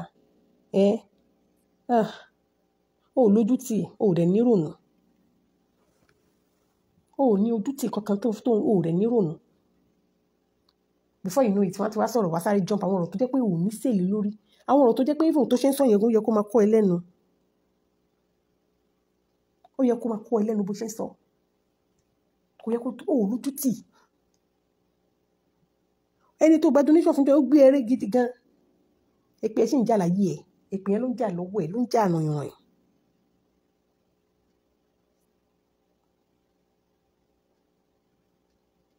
èpè yẹn ló ń jà láyé ẹ wọ́n tún disgrace ẹ kúrò àwọn náà yẹn tún disgrace ẹ kúrò wọ́n disgrace ìgbésí ayé ẹ kúrò everywhere ló ti ń gba disgrace ó lọ gba disgrace nílùú nífẹ̀ẹ́ ó tún padà lọ sí ìlú ẹni tó lọ gba disgrace àti ẹ̀ṣẹ́ pẹ̀lú ẹ̀gan nítorí bí tó tẹ̀ ti já wá gbogbo ẹ̀yàn ọmọ yín tẹ̀ ìran yín ò dàbí because kò kí ń yé mi àwọn ọ̀ràn yín yẹn kò yẹ kó dàbí ó yẹ kán tẹ̀ lè wo pé ó yẹ kán lè fún ẹ̀ ìpápátì ìpanu snacks àwọn ọba ìwọ náà wá já síta wàá máa sọ̀rọ̀ ó bìlíf bó ní ṣe ó lójú tì ó yẹ kó fọwọ́ di ojú ni ìwọ tó jẹ́ pé owó pólíbàgì jọ lójú tẹ́sí ranjú wọn mọ́ polówó pólíbàgì oní pólíbàgì ni aláìlójútì tí ò ní class gbogbo bó ṣe ṣe tó stis yẹ báyìí is on a minus ó tún jẹ́ stis lówó ni irú ẹ̀ náà máa gbé sílé kí ló fẹ́ ọ́fà nínú gbogbo àwọn ìyàwó tó jọ sí ilé sí ọ̀dọ̀ ọba Ifẹ̀ yẹn jọ mélòó ni o lè stand ìbàtẹ́sẹ̀ nínú so ibo ló fẹ́ belong síbẹ̀ ibo ló fẹ́ belong sí kí náà fẹ́ fi kọ orúkọ ẹ̀ bẹ̀ pẹ́ńsù tó fi kọ́ náà fi parí yan lè fi báyìí kọ́ torí àwọn tó fi báyìí kọ́ wọ́n jẹ́ wọ́n dọ́tọ̀ wà láàrin gbára wà láàrin gbogbo wọn ibo ni wọ́n fẹ́ stand sí what's your occupation what do you do for a living ọmọ àlè tábà kan wú ẹ ní wọn tábà fẹ́ sọ̀rọ̀ too much is because a kàn fẹ́ rú omi ní ìrùkùrù but ẹ ní gbọ́ àfi kẹ́ máa lọ wá wàhálà ẹ ní gbọ́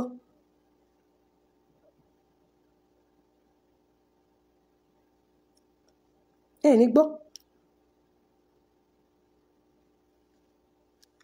ẹ máa lọ wá wàhálà níbi tí wàhálà ò sí a ní nǹkan tá lè sọ lẹ́nu tábà kan wà tábà sọ̀rọ̀ wọn tábà ń ṣe páàṣì yẹn káwọn fẹ́ dànkọrú ni we don't like to stir the waters. We don't like stirring the waters. That's why.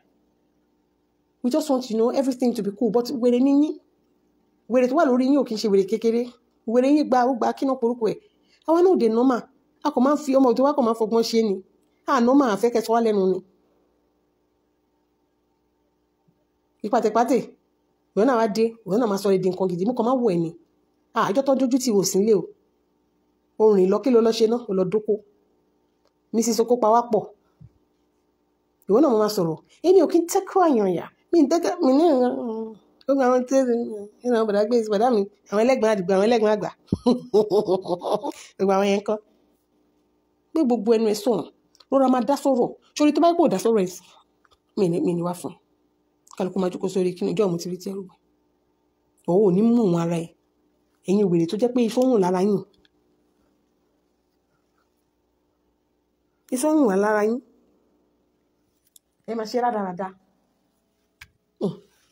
ẹ máa ṣe rádaràda pẹ̀lú wèrè náà tó gbé sí kinní ìsìlẹ́kì tẹ̀ rọrùn yẹn tẹ̀ ti sú mi ìgbà mi bàtí máa fẹ́ sọ̀rọ̀ ẹ̀kọ́ máa ń sú mi because I'm just tired the girl is not normal anymore Ìyábọ̀ tó ti join APC báyìí mo rò pé sọ́pọ̀ position ló wà tẹ́lẹ̀ ni ìjọ wo ló sì sọ́nà ó sì sọ́mọ́rọ̀ ìjọ wo nìyẹn nínú ọ̀sẹ̀ yìí náà kan ni pé opposition tó wà ìgbà kan àwo kan kìnìún kan báwo ló tún ṣe wáyé torí ó ti rí picture ló tún ṣe di APC orí fídíò tán ṣe ló tún ṣe di APC báyìí gẹ́ẹ̀ yìí ọmọ yìí má para ẹ̀ sọ pé Paul lẹ́rọ̀ má para ẹ̀ má ṣe rẹ̀ léṣe ó ti ń lọ ibi tó ń lọ ó ti ń wọ wí wọ́n ti fẹ́ fi yí sẹ́yìn ó ti fẹ́ fi arú sẹ́yìn ó ti fẹ́ fi yí sẹ́yìn ó ti ń ya wèrè gidi wọ́n á bẹ̀rẹ̀ wọ́n jókòó ìwọ sọ pé torí o fẹ́ rojọ́ olórí burúkú olo cancel triple wèrè wo ló wá sáré ìwọ̀n travel ọba yìí máa ń sọ travel yẹn ẹ̀yin tẹ́wà tètè kánà ẹ̀rọ kò bí ó lọ sí Canada sáré ìdè ní olórí burúkú tó máa ń gba Canada ó lóun travel òun á decide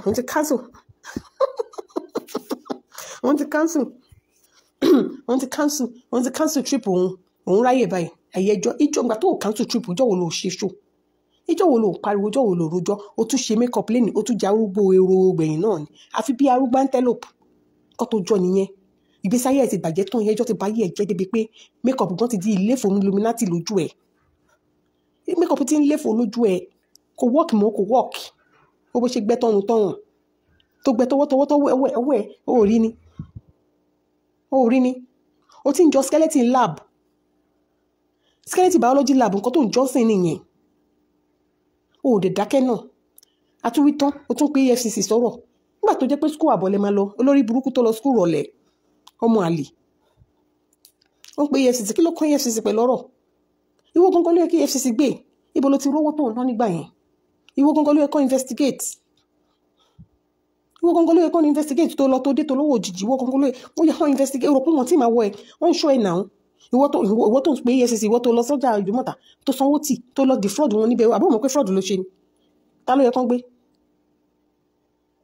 ìwọ tó jẹ́ kó ṣe patí tó defraud àwọn tó pèsè patí ó yá sọ fún mi gangan ta ló yẹ kán gbé ń sìn ṣó defraud wọn ni tó jẹ́ pé tó bá ta yéèsì oníwòfẹ́ lè wá ta drive fún yẹn léṣe oríṣiríṣi ló ta fún wọn tó pè ní patí alákàrà yẹbẹyẹbẹ àwọn yẹbẹ ìrànkárá tán ó bẹ̀rẹ̀ sí ń kó gàrí Ìjẹ̀bú olórí burúkú bẹ̀rẹ̀ sí ń kó gàrí Ìjẹ̀bú àti gàrí Ìgbò sínú báàgì souvenir ó fi láìlọ́ọ̀nù ńlá láìlọ́ọ̀nù tó jẹ́ pé nígbà táwọn ọmọ tí mi ṣe máa ń ṣe patí nígbà tó ṣe wà ń sisi náà máa ń lo àwọn láìlọ́ọ̀nù yá yóò lórú ẹ̀ mọ̀ òun ló fi páàkì gàrí Ìgbò àti gàrí Ìjẹ̀bú ló fi páàkì àti souvenir kọ́ má bàa túṣì tí olórí burúkú tó dúró sórí orí mọ́tò ó tún pín nǹkan ìfúnra rẹ̀ orí díẹ̀ tó joyè ló pín báàgì gàrí dẹ̀ríkà kan gàrí dẹ̀ríkà kan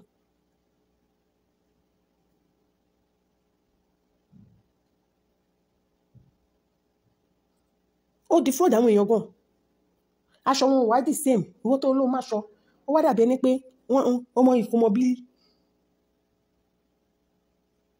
ìkómọbílí bí pàtí ẹ̀ ṣe rí nìyẹn ó defraud àwọn èèyàn ó ṣe débi pé ó defraud wọn débi pé ó yẹ kó investigate ó tún ra fake wine síwájú wọn ó ra fake wine síwájú wọn olórí burúkú ó mìtì sóbò sínú kinní ó gbé síwájú àwọn ẹni ẹlẹ́ni ó ní kó fàmẹ́ǹtì ẹ̀ gbogbo àwọn èèyàn wọ́n mu drink gidi Janet the Dark olórí burúkú oní fake son Janet the Dark Janet the Dark pàṣẹ rìn nìyẹn òun láàrin iwájú àwọn èèyàn wọ́n tún sorúkọ òdo ó kókò McDowell síwájú àwọn èèyàn Madowell àti Janet the Dark àwọn wáyé tí wèrè lọ́ra ní olórí ibú ọmọ ìwọ ló ní kọ́ investigate tani ọba investigate bí n ṣe wọ̀ níbo ló ti rí àwọn wáyé ó yẹ kí NAFDAC gan gbé ẹ̀ ó yẹ kí NAFDAC gbé ẹ̀ ó yẹ kí EFCC gbé ẹ̀ ó yẹ kán gbé ẹ̀ ipò ó yẹ kán arrest ẹ̀ ó yẹ kán investigate ẹ̀ kán charge for murder àwọn ẹni ẹlẹ́ni wọ́n ti yarí pé fèkì ló fún àwọn yà ń fọwọ́ sun sẹ́gbẹ̀ẹ́ pé tó bá ya yín ẹ̀ máa kórí burúkú yín sàn àwọn lè máa fún lágbo ilẹ̀ tútù mú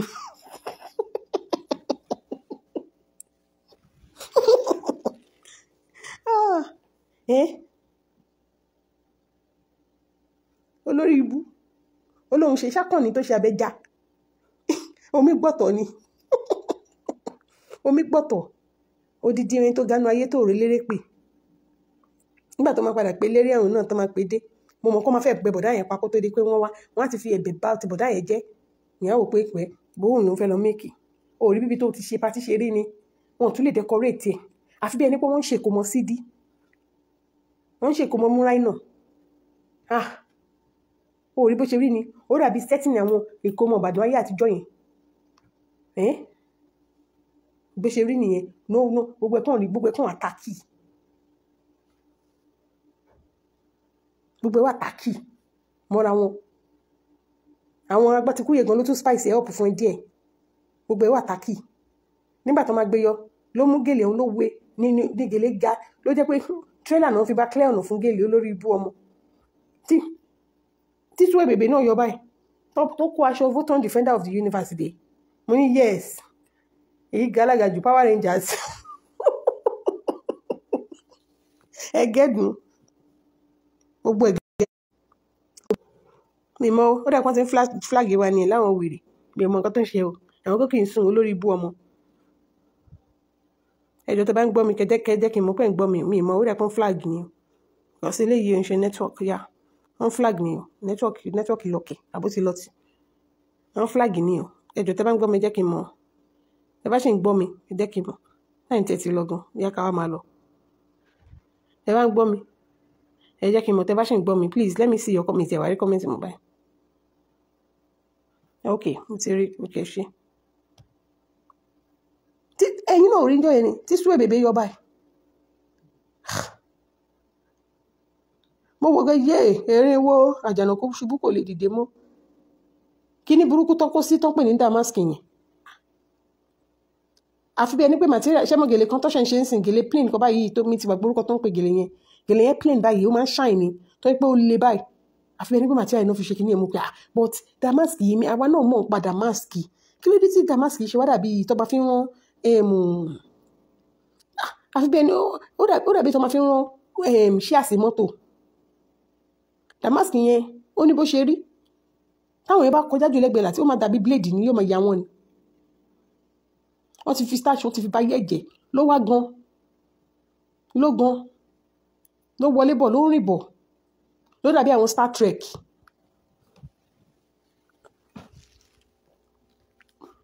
ṣókò yẹ kó investigate ó ló taṣọ fáwọn èèyàn kí ló fún wọn ìwọ gangan náà nǹkan tó ń pè ní fraud gangan nìyẹn tó bá tí Fọlábà genuinely ló wá táwọn èèyàn bá dáwó fún they did not forcefully they saw what you were doing they did not force the model mi torí lórí ibú ni ẹ o mọ̀ pé school rọ̀lẹ́ ló lọ wọn ò fi pretense ni mo mean wọn ò fi gbowó They showed people proof. They saw what you were doing. People saw you for who you were. And they were ready to lift that lady up. And I am sure that EFCC wà láyé ní Nigeria. They saw all those things. The person tó ń bá ṣiṣẹ́ has a registered empowerment platform. Yes, ke. So tell me.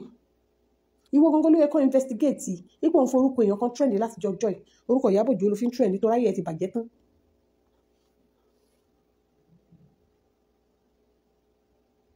Parachute ẹ ṣe jàre. Parachute lásán ẹjọ́ ń tòótọ́ o. Ó jọ bàjẹ́. Ìwọ gangan ló yẹ kó investigate. Wọ́n lè kó investigate nígbà tó sọ pé ó fẹ́ máa sanwó fáwọn èèyàn kan máa búlẹ̀ àwọn èèyàn lórí social media. Proof ẹ wà lórí social media. Ẹnu ẹ ló fi sọ, face ẹ ló wà lórí ẹ̀. Only you want people that you be paying 100,000 lórí irọ́. Ìgbà tó jẹ́ pé àwọn èèyàn, ìgbà tó rà àwọn èèyàn ló di pé káwọn àǹtí ológì lówó. Àwọn ológì dé, àwọn alákàbò lówó. Olódi pé wọ́n bẹ̀rẹ̀ sí ní spoken yẹn. Gbogbo wọn náà at the end of the day, inú tíìmù yẹn, ó kọ́ lẹ fi lé wọn lọ. Àwọn tó ń ṣògì lóbò pọ̀. Èbó ní kan tí kitchen porter Germany tó gbádọ̀la. Ìyẹn sọwọ́ nù, ó sọwọ́, ìyẹn lù tí ó fara ṣe, ó fowó ṣe. Gbogbo ẹ̀ ló padà lùzà àti ẹ̀gbọ́n kankan pa yẹn mọ́. Ìyẹn náà wà ń bẹ̀ inú tíìmù yẹn náà. Àwọn wèrè kan náà ní tíìmù yẹn náà kọjú ìjà síra wọn rẹpẹtẹ náà kọjú ìjà síra wọn. Gbogbo àwọn tó fi ṣe bá gbogbo wọn pátá náà ti jápa. Àwọn olórí burúkú tó mọ̀ pé kò síbi táwọn fẹ́ lọ mọ́. Wọn ò dẹ̀ lè dá dúró because ilé gan ò gbà wọ́n, ọ̀nà ò gbà wọ́n. Bí olórí burúkú UK náà sì yẹn, òpònú àgbàlagbà tí ń ṣe láńgbáláńgbá kò síbi tó fẹ́ lọ. Ilé ò gbà ọ̀nà ò gbà, àwọn náà ṣì wà pẹ̀lú ẹ̀.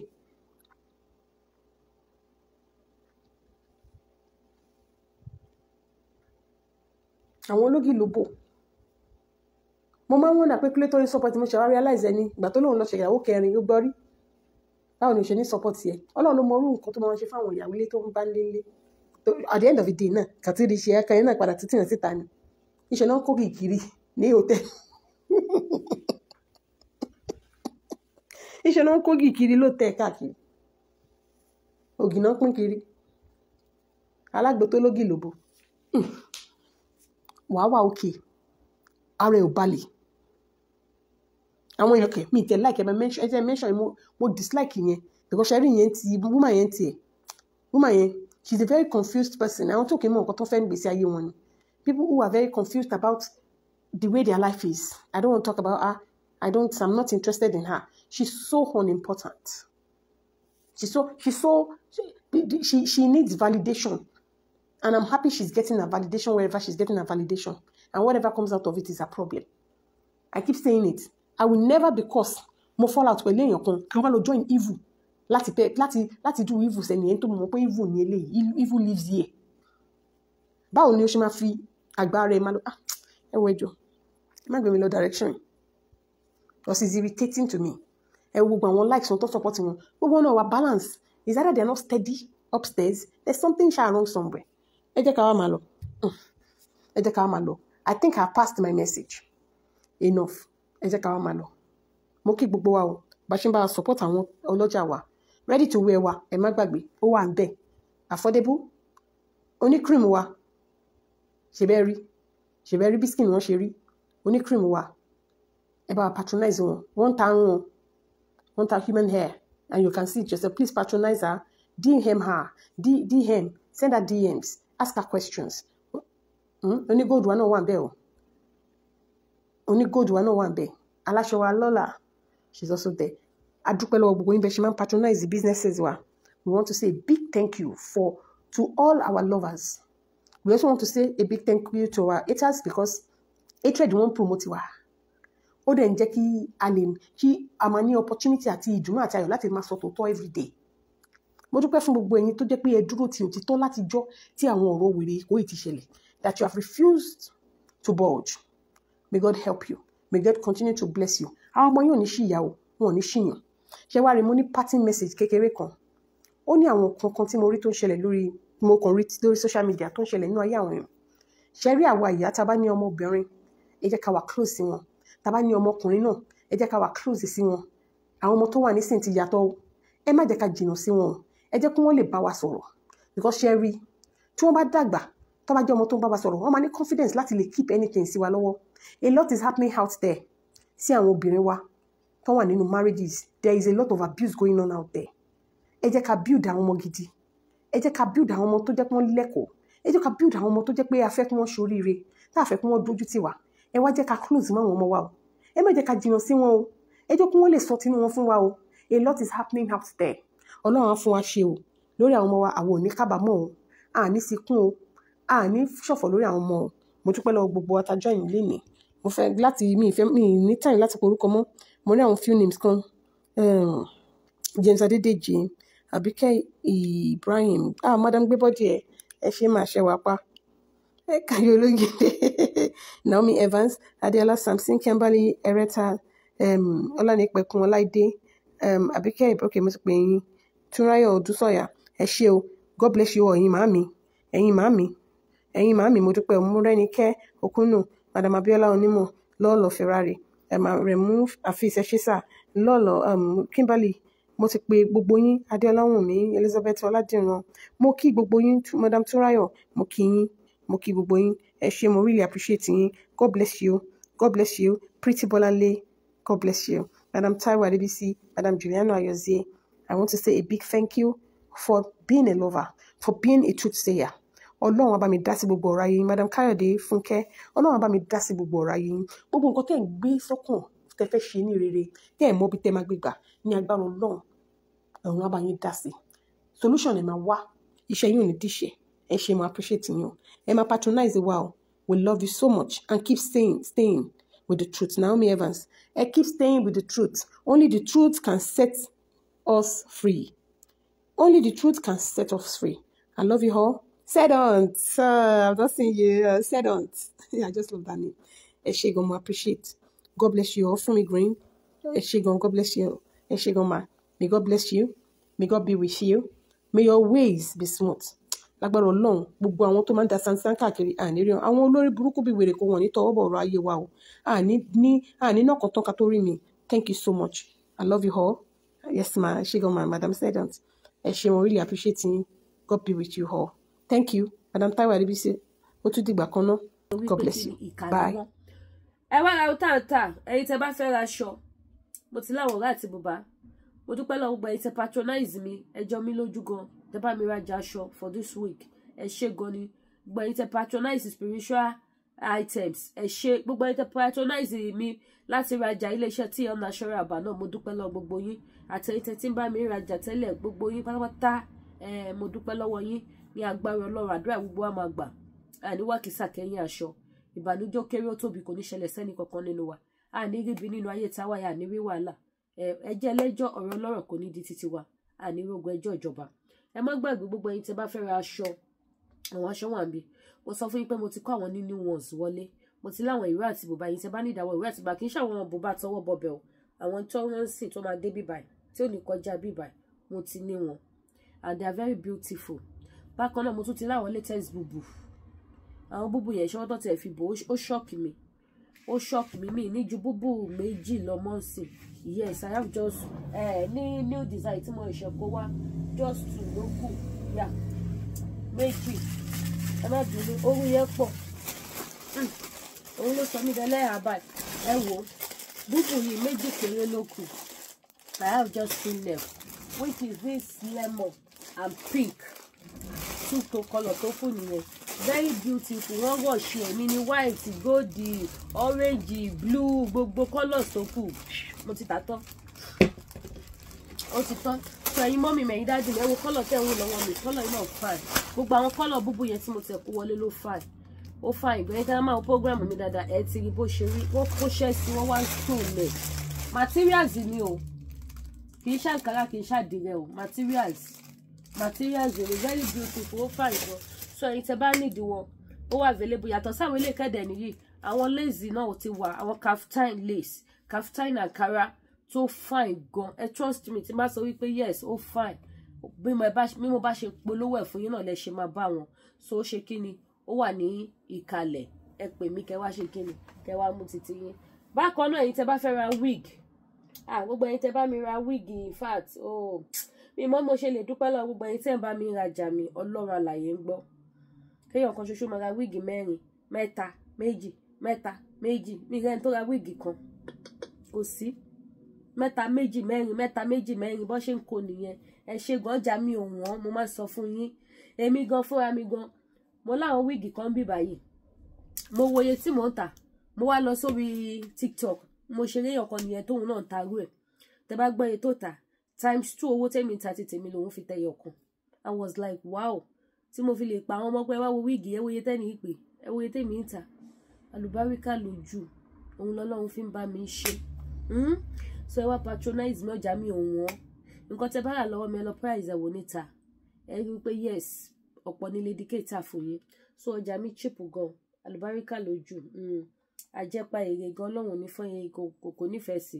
So bó ṣe jẹ́ ẹ mọ̀ pé mi nípa ìyà Ọlọ́run. So bóyá jẹ́ nìyẹn ní ẹ̀sẹ̀ yín tẹ́ bá tún wá ní the brain booster, I need the brain tonic fáwọn ọmọ school àbágbàlagbà tó máa ń gbàgbé nǹkan, òun ni brain booster. Eléyìí múmu ni ẹ máa mu, eléyìí lílà lẹ máa la, ẹ máa la ni. Ó wà fọmọ tó bá máa ń gbàgbé nǹkan àbágbàlagbà tó bá máa ń gbàgbé nǹkan, àwọn brain booster tẹ́lẹ̀ lò ó wà available. Bákan náà gbogbo ẹ̀yin tẹ́ bá tún wá fẹ́ ra àwọn spiritual items wa, ṣé gbogbo spiritual items mi they are all active, trust me. Ẹ̀yin jẹ́yàn tó jẹ́ pé tẹ́ bá lo iṣẹ́ kò ń ṣiṣẹ́ lára yín, èmi ní iṣẹ́ tẹ́ máa kọ́kọ́ lò tó máa stop ẹ̀ tí iṣẹ́ máa pick lára yín, mo ní ó wà available. Ó máa ń ṣẹlẹ̀ bẹ́ẹ̀ lómi àní àti lo iṣẹ́ lóríṣiríṣi kò ṣiṣẹ́, kankan ló kàn sí, àṣírí ni èdìdí ni, àṣírí ni èdìdí ni, kì í ṣe gbogbo èèyàn ló mọ̀. Ẹlòmí àti wẹ ọṣẹ ìṣẹ́gun, wẹ ọṣẹ ìṣẹ́gun, wẹ ọṣẹ ìṣẹ́gun gun ọṣẹ, ó ti wọ ọṣẹ àánú, ọṣẹ ìbùkún, ọṣẹ gbogbo ẹ̀ kò rí àánú kò rí bùkún, nǹkan kan ló kàn sí ẹ̀, nǹkan kan ló nídà ti ṣe. Tí wọ́n bá ti pè Lady K máa já ẹ sí. Ìwọ tó bá ti máa rí rẹ bẹ́ẹ̀ pé o ti lo iṣẹ́ òṣìṣẹ́ lára ẹ̀, ẹ gbàgbé bó ṣe ṣẹlẹ̀. Èmi sọ fún yín pa ṣiṣẹ́ pẹ̀lú ìfẹ́ olùgbàlà nípa agbára ẹ̀jẹ̀ Jésù, ó máa ṣiṣẹ́ lára yín, ó máa ṣiṣẹ́. Àìmọye cases bẹ́ẹ̀ tí mo ti treat tọ́dẹ̀ ní testimony ayọ̀ tí wọ́n dẹ̀ dúpẹ́ nínú Ọlọ́run tí mò ń sìn tí ń ṣe ọ̀gá ògo jùlọ. Mi ò ní Ọlọ́run méjì bí kò ṣe bàbá mi tí ń bẹ ní ọ̀run tí ṣe Jésù ọmọ Ọlọ́run. Tí wọ́n dẹ̀ ní testimony, ẹ̀yin náà máa ní testimony ayọ̀. Ẹ bá mi fọ́ ètò ìsìta ojú òní tìyìn. Bible lẹ́nikẹ́ni tí wọ́n bá nípa láti ṣèrànlọ́wọ́ fún, òun náà lẹ́nìkejì tọ́jú rẹ̀. Ìrànlọ́wọ́ náà ni mò ń ṣe, iṣẹ́ ìránṣẹ́ ni. Ẹ má wo towó, that is why mi ò ń wo towó mọ́ gbogbo business mi. Kádùúrà èèyàn gbà, especially when it comes to spiritual items. No, kádùúrà èèyàn gbà ni mo wà after. Kẹ́ni testimony ayọ̀, kádùúrà yín bá gbà tó gún ṣẹ́ tẹ́ráàánú gbà. Ẹ kàn lè wo mí sùsùsùsù kẹ́dáṣì mi lówó. Ìjọ wọn mi báyìí mọ́mì mi alálùbáríkà kan wọ́n sì dáṣì mi lówó. I was so surprised pé ilé pọ̀ o. Wọ́n kàn déédéé send ẹ̀ sí mi ni, Lady K gbà mú fún ẹ. Ẹ̀yin náà wo owó ẹ̀. So bó ṣe jẹ́ nìyẹn, so that is me. Àwọn ẹlòmíràn máa sọ fún wọn pé ẹ má worry, ẹ jẹ́ kádùúrà yín gbàdé lẹ́tàn tán kì í ṣe lófege, kì í ṣe half done, ẹ jẹ́ kó jẹ́ full done. So bó ṣe jẹ́ nìyẹn. So gbogbo ẹ̀yin tẹ́ bá ní àwọn kan spiritual bẹ́ẹ̀ yẹn, ìṣẹ́gun ni, àánú ni, wègúnwèpè, ẹ̀yọ́nú, àmúbọ́, àwọn kan fà, àwọn kan tẹ́ lè lò fún spiritual items. Ẹ pè mí, ó wà available lọ́dọ̀ Lady K Ìfẹ́olúwaṣù. Bákan náà iléeṣẹ́ TN Natural Herbal, ẹ má bínú gbogbo ẹ̀yin tẹ́ fẹ́ ra ògùn diabetes, ẹ má bínú. Who is there? Go back, I'm on program. Okay. So gbogbo ẹ̀yin tẹ́ fẹ́ ra ògùn diabetes kò tí ì dé o, mi mọ̀ nǹkan tó ṣẹlẹ̀ sáwọn cargo. Gbogbo ọjà táyà expect kò dé. Going to 1 month báyìí sí láti last month. So ẹ má bínú, tó bá ṣe ń dé báyìí máa jẹ́ kẹ́ mọ̀ wípé gbogbo ẹ ti arrive, ó ti dé. Now àwọn tó wà available lélẹ̀, jẹ̀díjẹ̀dí àti manpower. Ẹ pa kurumọ kẹ́ gbádùn ayé yín. Ẹ gbádùn ayé yín dáadáa. Ti jẹ̀díjẹ̀dí rẹ̀ gbogbo ẹ̀yin tẹ́ kí n lè lọ sí toilet déédéé, gbogbo ẹ̀yin tí jẹ̀díjẹ̀dí ti weak gbogbo body yín tó ti sọ gbogbo system yín dìdàkudà. Nǹkan tẹ́ nílò lélẹ̀ láti fi tún àgọ́ ara yín ṣe. Kò ṣe dúró wò ó. Tí ẹ bá ṣe bá ń gbọ́ dira o, ara dira náà lélẹ́yìí. Èèyàn tí ó bá lo ògùn jẹ̀díjẹ̀dí ló máa kí jẹ̀díjẹ̀dí kó sọ́dọ̀ ní àbọ̀ ara. So bó ṣe jẹ́ ní ojú òní tiwa. Ẹ má gbàgbé láti subscribe sí YouTube channel mi, kẹ́ tọ́ notification bell. Ẹ ṣé gan mo dúpẹ́. Ire o.